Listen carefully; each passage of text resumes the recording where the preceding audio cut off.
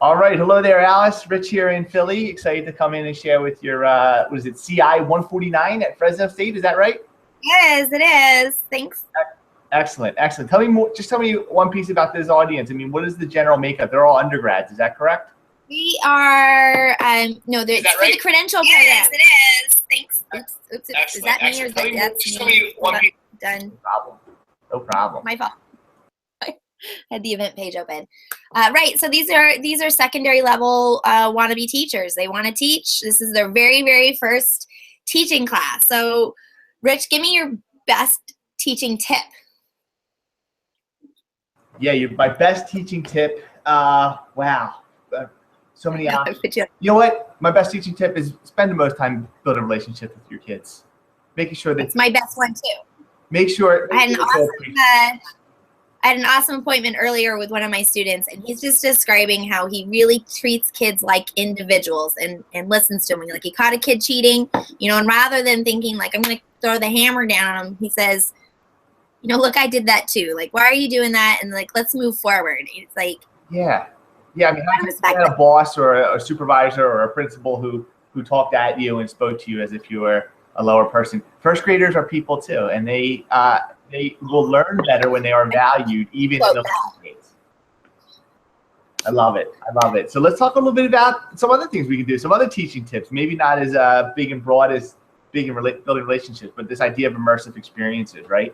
One thing I want to share with any of your folks who are going to take this and use it for a workshop credit or anything like that is sort of the current state of technology. Let me share a screen here real quick with everyone. Yeah. I did something this morning. Bear with me 1 second while I try to figure out how to get us a nice screen share going. And there it is. And hopefully you can see this, Alice. Do you see oh, here we go. Hold on, I'm sorry. Right.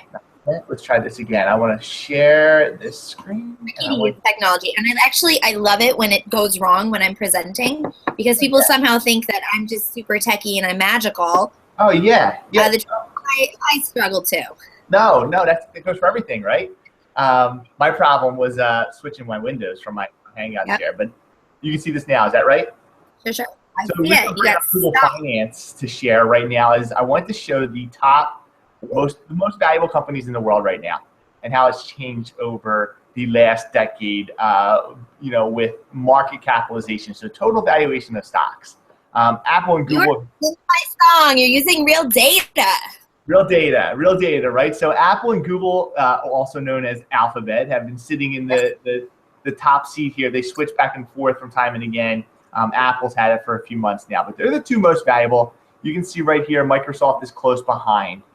Then we have Berkshire Hathaway, which of course is Warren Buffett's company, ExxonMobil, and then Amazon and Facebook sneak in. So 5 of the top 7 companies in total valuation are internet or tech companies working in this space. Very different than what we saw 10 years ago when you say, Walmart and Exxon were on the top of the board, and you probably had some Wells Fargo or some others in there as well.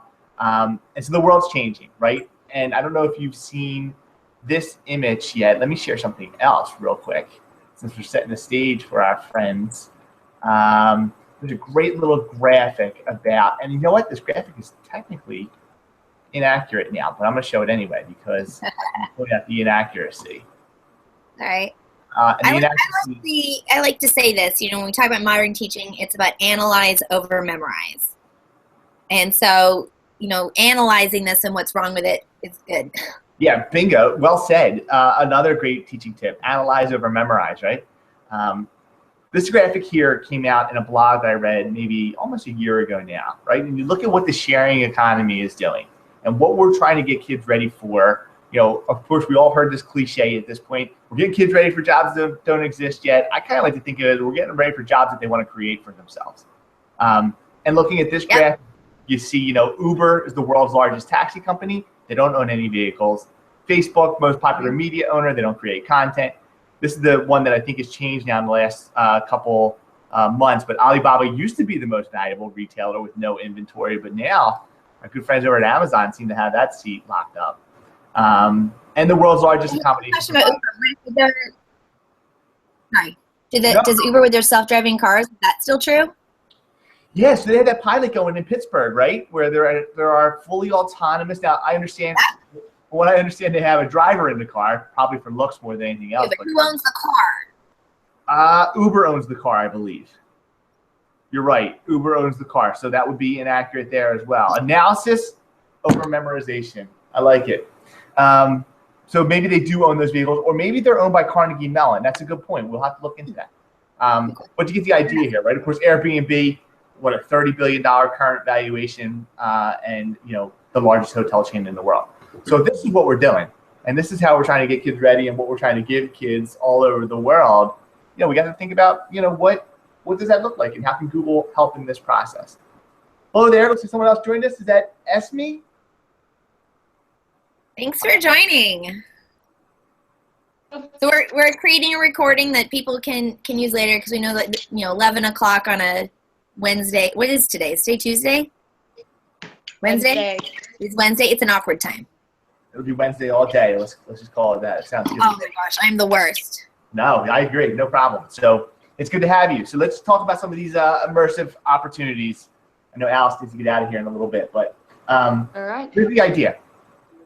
If this is the world we're getting ready for, what are we trying to create? What opportunities are we trying to open up for them to explore, be curious? Every kid walks into the classroom curious. So what are we going to do with that? How are we going to empower them in different ways and do these different things? And so over in the class community on Google+, I posted this resource, and I wanted to take some time to talk about it a little bit here, and give you some tips and tricks and some ideas on what Google has created that will let you bring these opportunities to kids' fingertips right on their devices and do these things. So I'm going to share again one more time to a link that is a Symbaloo dashboard. And it has a ton of Google resources right there. And I'm going to make sure everybody has the link to this as well. It's just on my site at kikerlearning.com, Kiker learning.com. Here we go. And I'll make sure I post it again in your community as well. But this is what I do, and what I try to take into all of our schools, right? At some point, probably in our work with teachers with the professional side, and trying to help them understand this whole space. Try to give them these things. Try to give them these tools that they can pull on.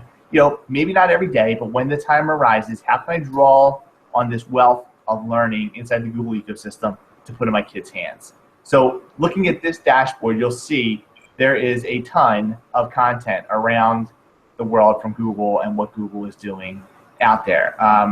Everything from, this crazy world maps, these transparency reports, the idea of here's I guess Maps right now is the most mashed up product on the internet, from what I understand. So there's more sites using Maps in some creative way than anything else.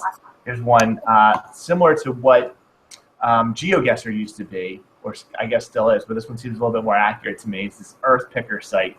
And if I start this, it drops me somewhere, and I have to make this guess based on my knowledge of where I might be. Gee, I wonder where I am.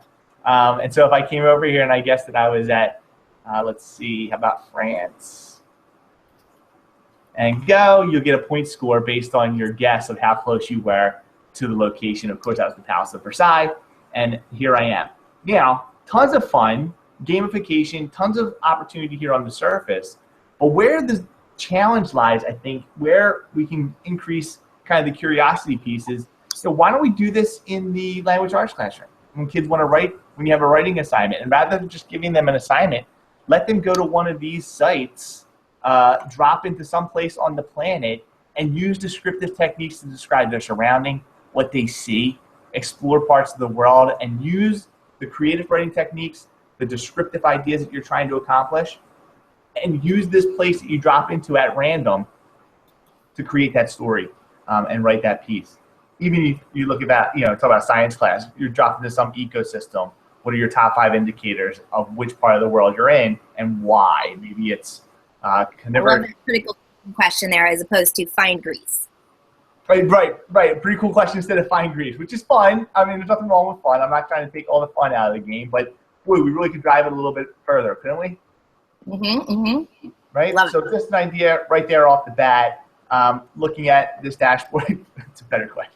It's better than fine grease. That's good, Alice.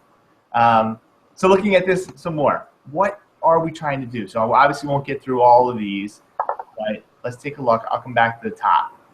Same idea, the visual learning ecosystem. Let's jump out to the Global Cultural Institute, which is revamped as of August, I guess.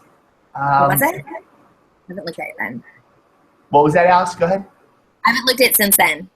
Yeah, I think it's new as of August. Had a lot of like disconnected parts before, and everything's kind of come together now. You talk about opportunities to explore. I can really come to search and go anywhere that I want to go. You know, we're talking about sea life in third grade, if that's where that standard falls, I think it is, or the ocean life as an ecosystem. Why can't we come here and go to the Great Barrier Reef, right? And actually get imagery from the Great Barrier Reef, dive in, but then read about all the associated learning with the Great Barrier Reef. So as I scroll down, obviously I'll have pictures of the reef, I'll have some street view opportunities, but when we talk about any set of standards, whether it's Common Core or anything you pull together, we're going to talk about primary sources, right? And being researchers and discoverers and coming in and actually looking at authentic data like primary sources. Of course, it never hurts that we can swim with sea turtles as well in 3D, right? Again, tons of, what about science class, right? I mean, in a science classroom, we're moving around looking at this and trying to describe the reef disorder, or I forget what they call that now, but where the reef is retreating. There's a science, there's a title for that. It's slipping my mind, but you know, how do we do that? How do we bring this to them and let them see that? So another piece inside of Google's suite of tools to draw on, right? One of my, of course, there's Google Oceans. I have that on here as well, right across the top. Google Oceans is exactly what I just shared, except oceans all over the world. And when they come up, you'll see all of the available tours, all of the available search or captured imagery, and 360 imagery. I'm a big fan of the shipwrecks, right? I was doing this with a class when I was still teaching, and we were coming in and trying to find shipwrecks and use the shipwrecks to see if there's any identifying features on the vessel. It's not opening for me for some reason. Let me try again. If there's any identifying features on the vessel that would help you kind of figure out where they were, right? So without even looking at the information that's published, text about the image, how can we, I got bounced out here. Let me try that again. Is there anything on the ship where the rest tells you or leads you to believe it's a type of vessel in a certain part of the world? The whole ocean set, and there's tons of them here. Here's where your control F would probably help, Alice, right? Yeah. You want for Hawaii or California, whatever it may be. Esme, did you get the link to this page that he's looking at? Yeah, I'm just on it right now. Okay, perfect. Okay, great. Awesome, awesome. It's pretty cool. It is cool. Good, I'm glad. I'm glad. What do you want to teach, Esme? I'm going to be a PE teacher. Awesome, awesome. So you have a lot of opportunities for some of these things, right? Because you talk about the entire wellness, the whole student wellness piece, the whole ability to help them shape a happy and healthy life, right? And why that's so important. It's funny, before you got on, Alice and I were talking about the idea that relationships matter, right? So you'll have a ton of opportunity to do that. Certainly with things like maps and even the My Maps that are in Google Drive, right? So you can go there, kids can create up their own, or create their own workout routine, their own walking path, any of those kind of things from the kind of lower level technology stuff. But then I'm sure you'll find a number of opportunities to help them use connected learning and, of course, the world of the internet. I mean, any of this stuff to kind of amplify their own wellness, right? Yeah. Very cool. Very cool. All right, let's see some more. I'll screen share again here.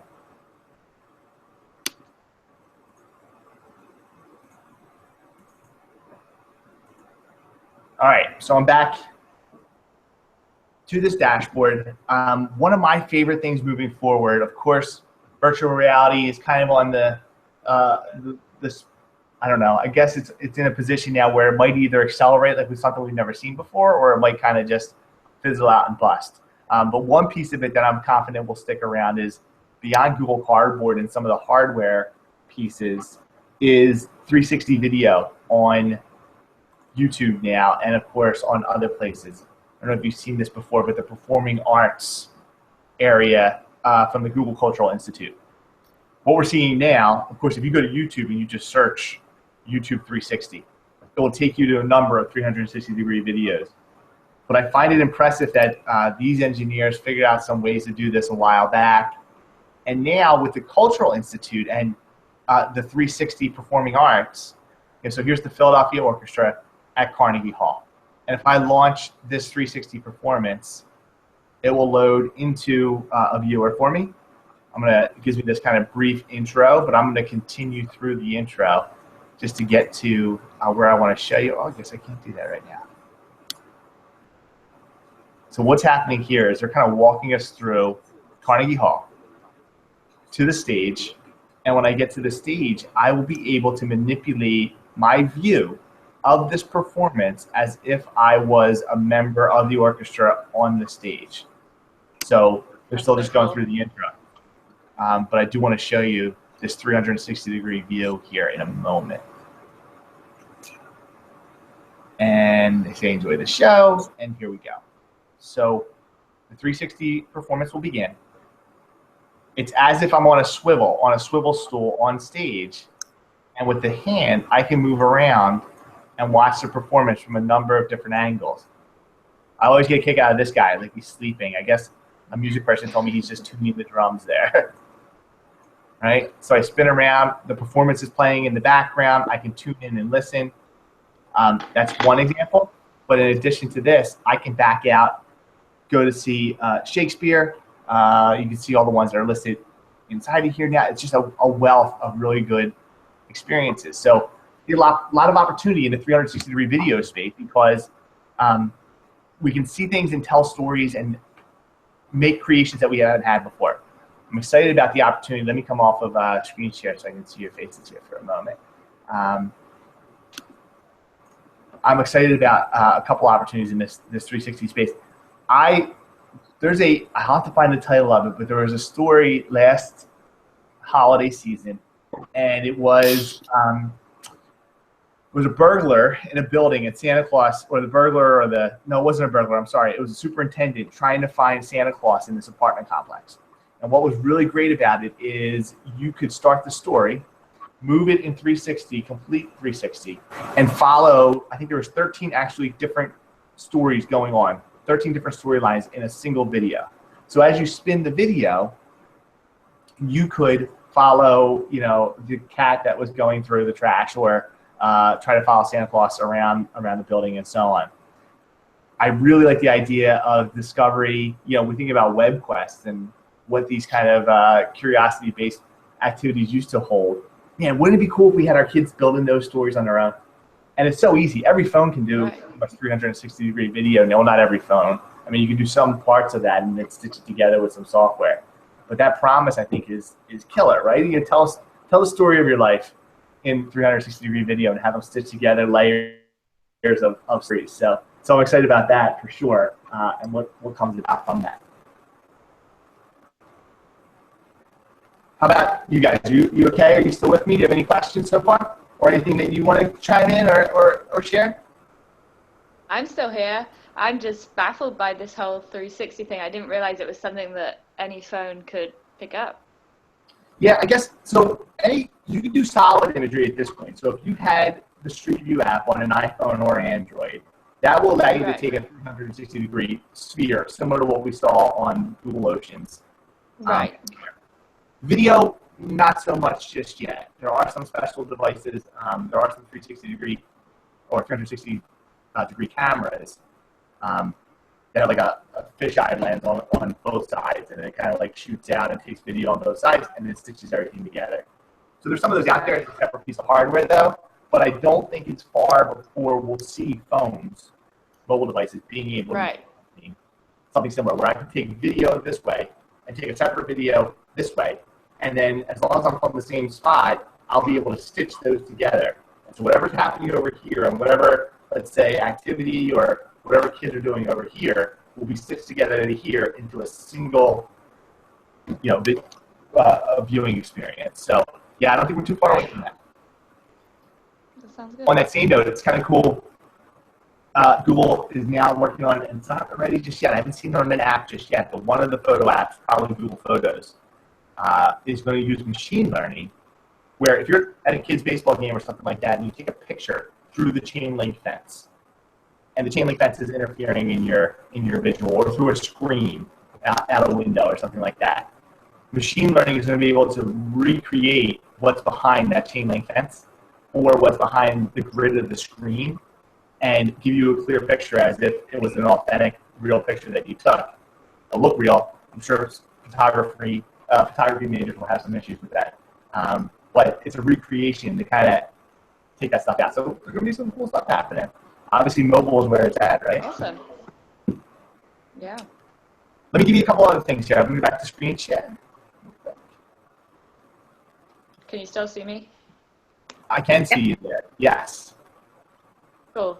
The Earth Picker app or the software, is that any different to like Google Street View? It is a little bit because it's more of a game, right? They select the locations for you. You fall into the location, and then you play the game and try to figure out where you are. And that's where I kind of like to hack the game a little bit and come up with other ideas around the landing. Play the game, but let's also make a really unique learning opportunity out of it. There's another one of those as well that's pretty popular. It's called GeoGuessr. It's in this top row right here. Another one, same exact idea. They both do the same thing.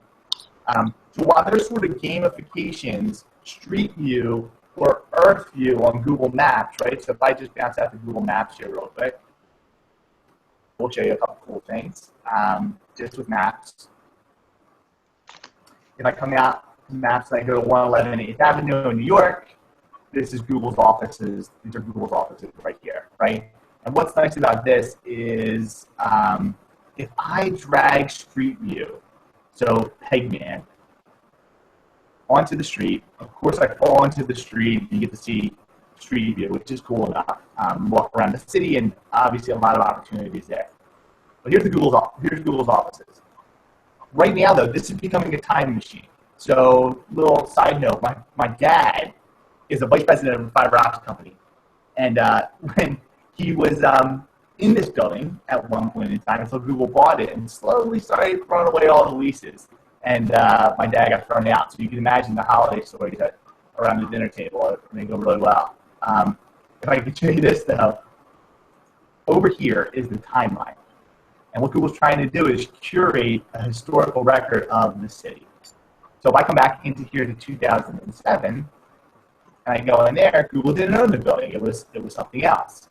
So as our cityscapes change over time, there's a lot of opportunity for kids to have analysis practices. Well, I have a perfect example. World Trade Center. I go to World Trade Center right now, and I go into Street View mode, and I drop onto the street outside the World Trade Center. Here I am, there's reflecting pools, and there's the new tower. Well, we can go back throughout. Oh, sorry, let me back up real quick. We can go back in time, and as imagery was collected here, we can watch the tower getting built. So here's January 2013. Oh, wow. Go back to 2007, show that. I can go back to, I think as far as 2007, yeah. And now I'm in 2007, there's nothing there, right? So as our cityscapes change and as construction happens, there's an opportunity here to, again, put kids in an opportunity to view the world in ways that they couldn't otherwise do that, right? So, I think one of the things that we do that's most important is understanding or helping kids understand themselves, those around them, and the world that they live in. And I love this for that opportunity. It's also cool because if you go to like Macy's in New York, there's zero academic value, but it's fun anyway. When I come into Macy's in New York here, you get this new menu on the right-hand side. I can walk through the floors. right? So you know exactly where you're going to get your children's shoes or Burberry bag, which is fine. So yeah, so Street View, very cool. Another opportunity if we get in these spaces. You come off here real quick. I think we're going to lose Alex here in a minute.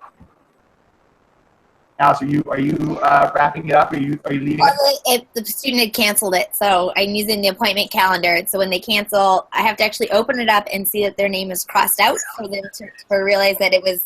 I mean, it was legit. I love it. Very cool. Very cool. Student canceled it, so I'm using the appointment calendar. So when they cancel, I have to actually open it up. And I'm gonna mute you, but you want to make sure that you are only in the Hangout here with us, and you don't have the event page open. Hi there, Anna. Nice for you to join us. I'm Rich. Nice to meet you. So let me talk about a couple other things. Anna, now that you joined us, we're just kind of looking at some different experiences, right? Some different things we can bring in to help kids have these immersive experiences and things inside of the Google ecosystem that can be transferred and hopefully create deep learning opportunities for kids. We've been looking mostly at some virtual tour type tools, cultural institute tools, and more visual type learning opportunities. But I'll share a couple more here that maybe are a little bit different. Of course, what is it? I think Richard Culata, who was the tech director for the U.S. Department of Ed recently, is now the Secretary of Education in Rhode Island.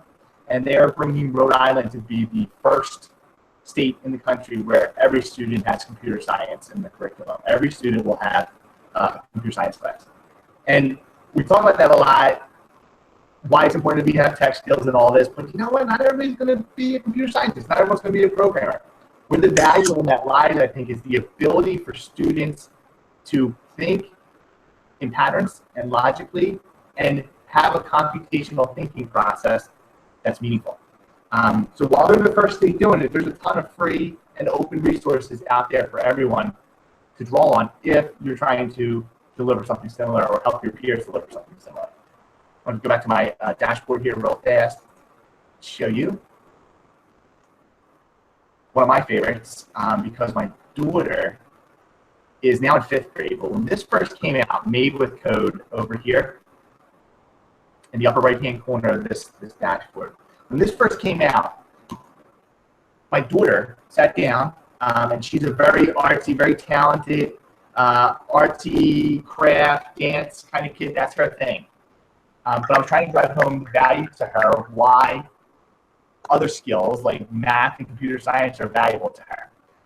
And one of the ways we got her going on that, and now she's doing very good in that area. One of the ways we got started on that was Made with Code. When this first came out, there was a project available, and there's new projects pretty much every quarter or even more often than that. But there was a project where kids could come in here, design their bracelet, change the properties and the values of the code, the sequencing, and Google would print the bracelet for free and send it to them. They would actually 3D print it. I think it was a partnership with Shapeways, which is a 3D printing company online. And so Google would do that. You would submit it to Google. They would send it to Shapeways. And 3 weeks later, my daughter's bracelet that she designed, coded, and 3D printed showed up in the mail at no cost. So that project was incredible. It's not currently available on the Made with Code. But the goal at Made with Code is to get young ladies interested and understand that the things that they love are made with code. So looking at this, you'll see if I come to the projects page. Here are some of the current projects: Emojify, Accessorize, the LED dress. There's all these different opportunities. There's a Yeti that you design and it dances, and it doesn't dance based on how you configure the dance or what you want that creature to do. Of course, Inside HQ from the Disney movie Inside Out is in here as well. So a lot of opportunities to get young ladies to see things that they love are made with code, because we need that, right? We need more women in this area of engineering and design, and certainly the software side as well. So an effort from Google to put that out there. And then, of course, there's the Google EDU computer science resources. These are the link that's right here, sort of in the third row, right in the middle. And what these are doing is a whole bunch of things, right? So this is CS First is one area of the computer science resources from Google.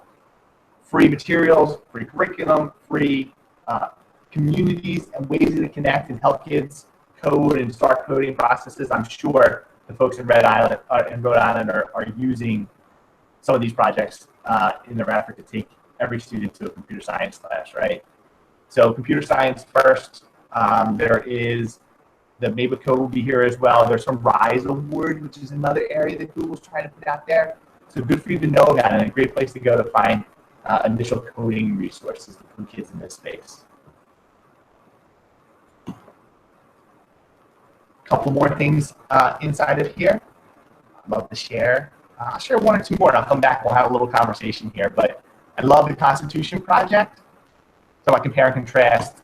This one right here is from Google, and it's the world's constitutions, where you can take them, look at them, and compare what freedom and liberty looks like in different nations around the world, right? So if I open up Constitution Project, you'll see here's Afghanistan in 2004 and Albania. You can download in the PDF, you can view in HTML, and you have, of course, the compare feature where I can select multiple constitutions and then compare them in in my viewer to see what are the similarities and differences, and extract those pieces and certainly go through the conversation. But analyzing again primary sources, about as good as it gets. I see this being used a lot in our secondary school classrooms. So wonderful, wonderful tool. I'm gonna stop there for 1 second and come back to you guys and just check in and see how you're doing. How are you doing, Anna? You joined us a little late. Did we lose you there? Did I confuse you with anything? Actually, I was watching it, but I wasn't live. Yeah, I'm on track. Awesome, awesome. Just want to make sure you're able. Yeah, thank you. Thank you for sharing all this. Pretty interesting. No, my pleasure. Esme, how about you? Are you doing okay over there?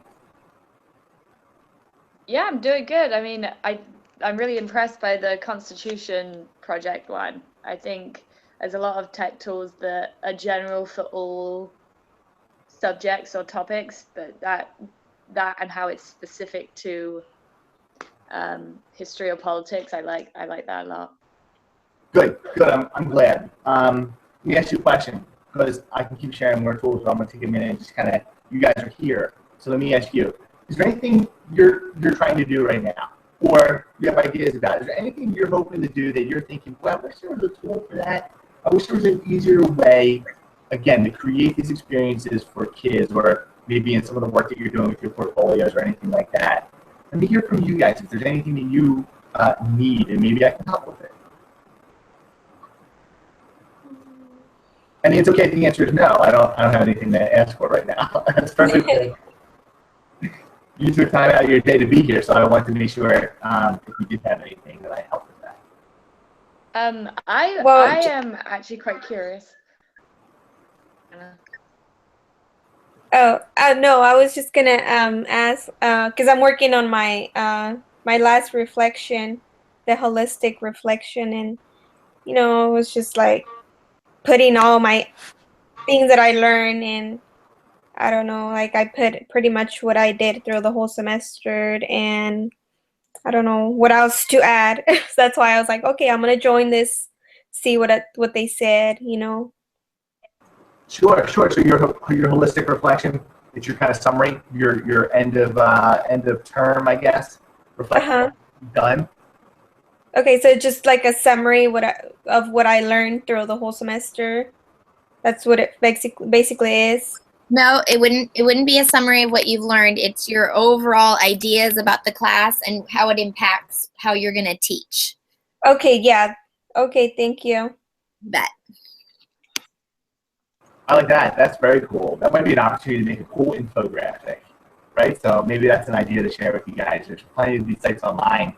You've probably seen in any digital paper or Fortune magazine, anybody, they all have infographics, right?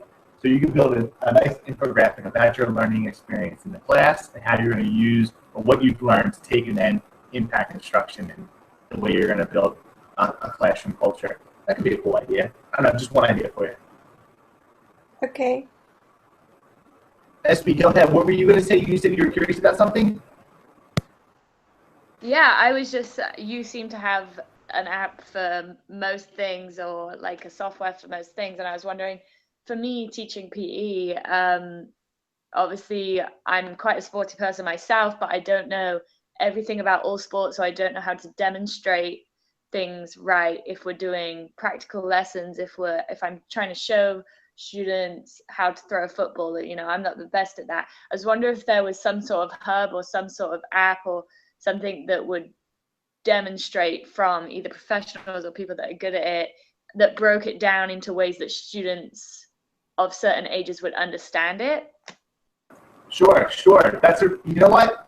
I'm glad you asked that, because I feel like sometimes with ed tech and even just general technology, we're always looking for a unique tool, right? I do it myself. I do it all the time. I'm like, where's an app that does this or something that would show me this? And I find, even in my own, continue to try to grow my own knowledge base, the idea that sometimes you have to work smarter, not harder, right? And I find that the best thing for that, it's funny you just mentioned that, because my son is in elementary school, and we just finished fall ball, and we were looking up on YouTube batting positions, and ways to hold the bat, choking up on a bat, and all these different things. And I expected there to be good videos on YouTube, but I was a little bit surprised at how good they were and how valuable they were, and the quality of some of them, some of the video on a few of them, right? They're slow motion, they're showing the proper stance and the form and those kind of things. And I think you can probably use YouTube to start and find almost any of those, right? I think that would be my starting point. I don't know of a specific tool that will do exactly that, right? Or anything that's published to do that. But I know video can do a lot. And I think, for me, I think YouTube is the most powerful learning platform the world's ever seen. Right? There's more stuff. Right. So maybe like making YouTube playlists and stuff. Bingo. That's exactly where I was going to go with this too. And then you can structure around whichever activity you're trying to deliver to kids. You can structure playlists around batting, throwing a football, whatever it may be, and proper techniques. I think it's a great idea. I know one teacher I was working with recently was using that for weightlifting and showing proper form for weightlifting, so the kids don't end up with, it was a high school, but so kids don't end up, back problems and straining muscles and that kind of stuff. So I force myself to think that way often. So know that, I do the same thing. I think there's something special with that. When we started YouTube, and I was surprised by found myself. So I would always start there first. Good stuff. So let me give you one or two more here. I'll share one or two more, and we'll start to wrap this up for you guys. Give you some resources to take away and go from there. I'm going to share my screen once more.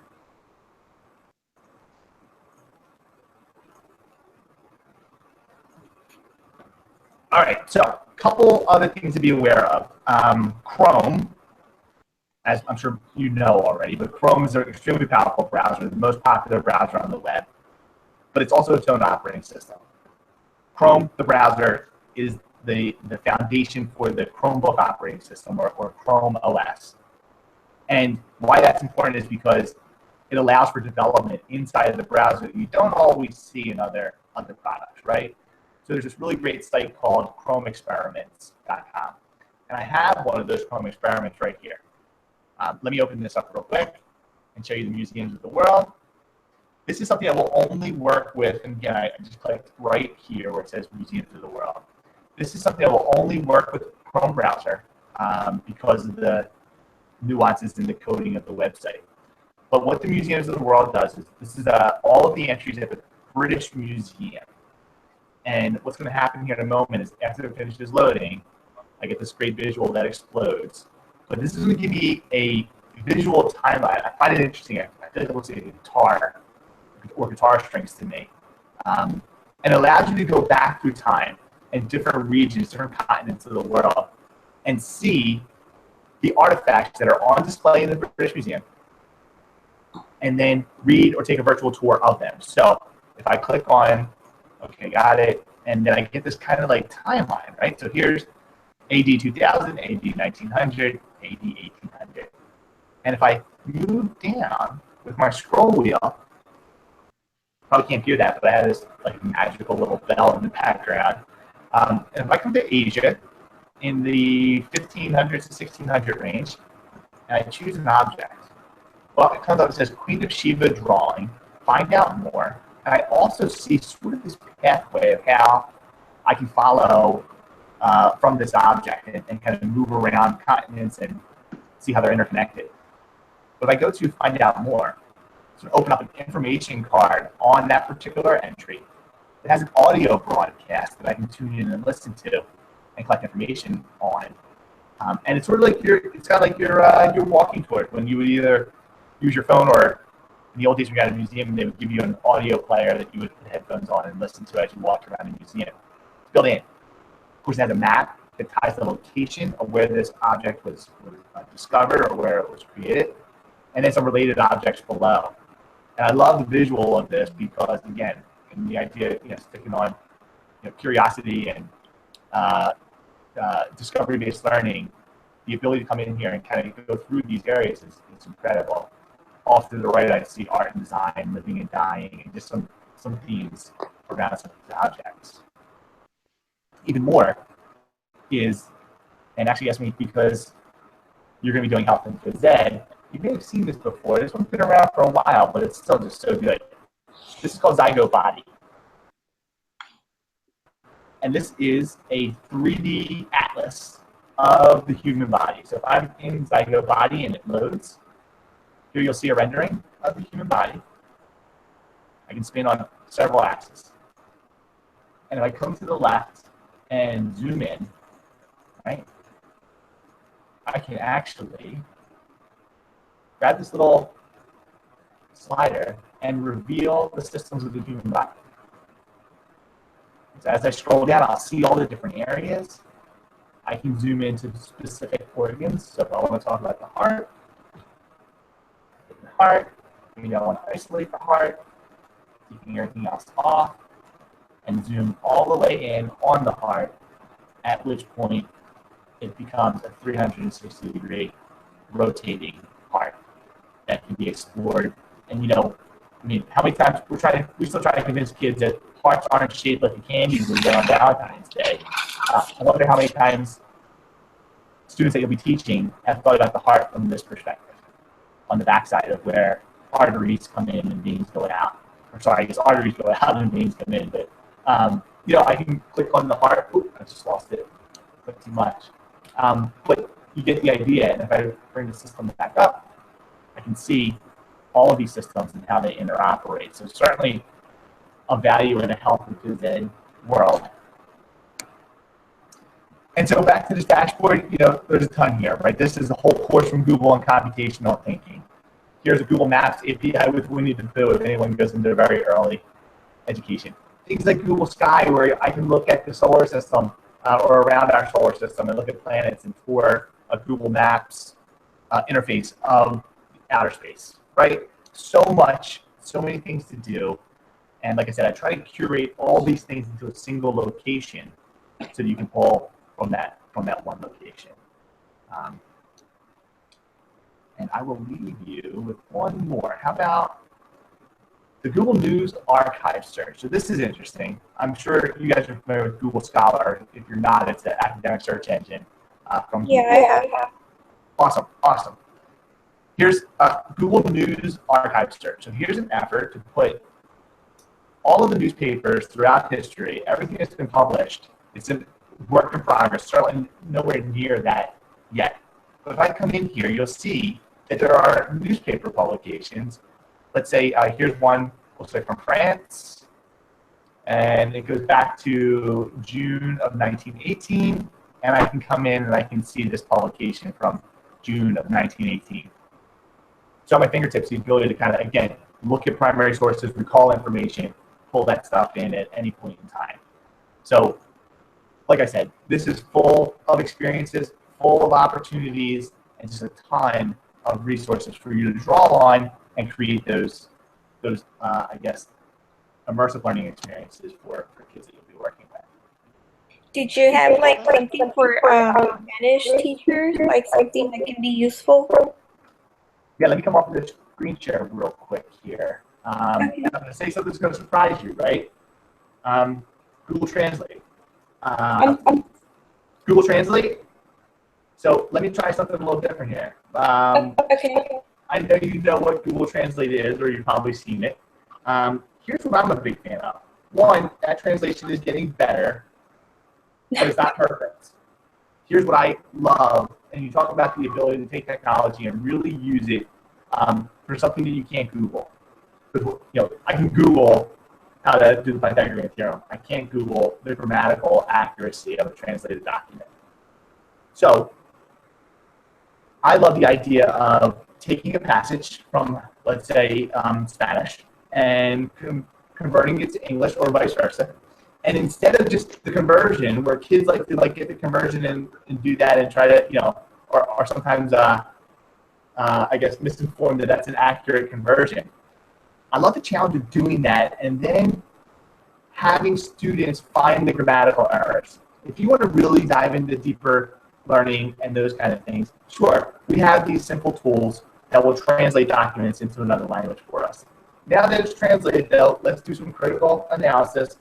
Let's do some deep dive on the conversion itself or the translation itself. And where are the errors? For activity, I think that's wonderful, right? I think that's absolutely wonderful. Now, that may be a very simple task, but in other words, in other areas of Spanish, certainly the Cultural Institute, to take a look at all the countries in the world where Spanish is a language that's a native language, perhaps. Certainly in the area of you know, using those simple tools again, like we were talking about YouTube and understanding culture and pulling in publications or published video, published content to share that. I don't know of any other specific tools without knowing an exact task that's trying to be accomplished for Spanish. Did you have something specific in mind? I can barely hear you. Oh, I was just saying, did you have anything specific in mind that you were trying to do? Is there an exact? Oh, no, well, because I want to be a Spanish teacher and I want to know what apps or what programs are available for me to use with my students. Got it. Sure. Other than the translate tools, the tools that are built into writing tools, changing maybe the native language inside of a Google account to do that, I have to see a specific, right? So if you were doing something on Mexican culture from northern Mexico, right? Well, then you can stitch together a number of these tools from Google Street View to the Cultural Institute to Google Translate, but around that specific spot that you're trying to address or that topic you're trying to address. I think that's the best way to do it for Spanish specifically. Okay. But again, as individual opportunities emerge, you can draw on all of these things. I think that's why it's really important that with what you guys are doing, your future in education, that you become well-versed in a number of things. Not that you're going to use them all the time. It's not what adult learning is about. It's not like you learn all these things and you memorize them. But when you need something and at the time that you need it, you can call and recall and discover, or I guess technically rediscover what you saw in the past, right? Sure. I guess we call that curation a lot now, right? Your own bookmarks, your own social bookmarks, your own ability to search through your resources and things that you've had in the past. So yeah, I think that's my best answer on that. I'm sorry there's not more specific set of tools that I can. All right. Thank you.